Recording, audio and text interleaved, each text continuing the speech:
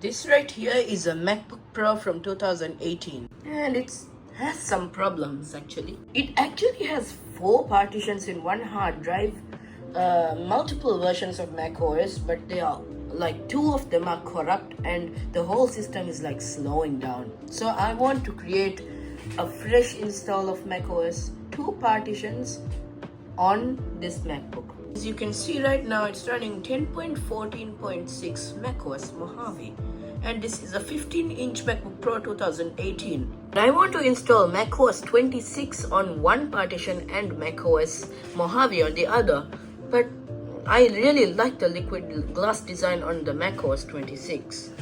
But there's a problem. Apple just removed support for this MacBook with macOS 26, meaning macOS 15 Sequoia was the last ever supported version on this MacBook Pro.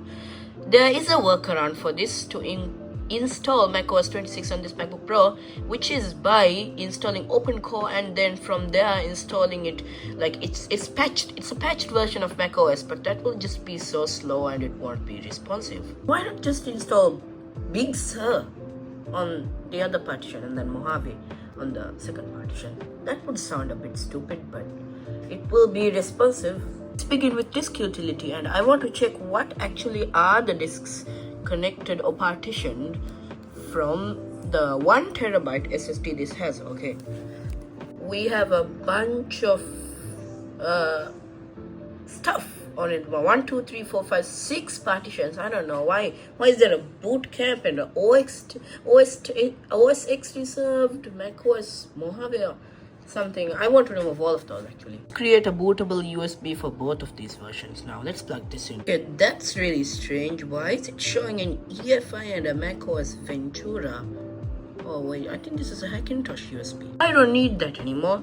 Let's restore this USB drive to completely normal so we can start with our macOS Mojave installer and then move on to the Big Sur one. Okay, operation successful. I already know that there is going to be a lot of errors that will be coming up soon. So I hope we can fix them, because these 2 versions don't sound like a good match for one hard drive or SSD. Okay, good. Now it is copying the files. Already it is at 40%. Okay, it's finished creating the bootable USB. Now let's go into recovery mode and let's boot off of this USB drive. Good thing I am connected to power. Okay, we hold option and then it's going to show the list of available drives. Oh, we are going to boot off of the Big Sur, and it is going to show the Apple logo and it might take a while to boot. What to do now? Am I supposed to select the drive currently I'm using? Let's try. Let's try and select Mojave and click next. Okay, that's me. I'll enter my password. I think all of these security measures are taken because this MacBook actually has the T2 chip, which is a security chip that enables activation lock that you cannot bypass. Okay, well that did it.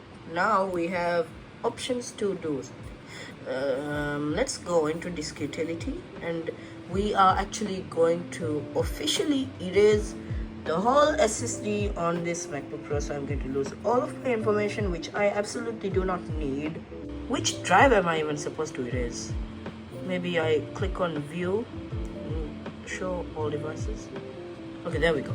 Now I'm going to click on the main SSD on this. Okay, this is definitely that. We are going to hit on erase and APFS GUID partition. I'm going to name this Mac SSD. I'm typing with one hand right now because I'm recording with the other. Erase. And it's now erasing. I really hope this does not brick the MacBook, because if that happens, I will lose this whole 2018 MacBook Pro, even though this is still like 7 years old. Wait for that to erase. I'll come back after it erases. Okay, it finished erasing. Now let's continue the process. macOS Big Sur. Continue. Yes, agree.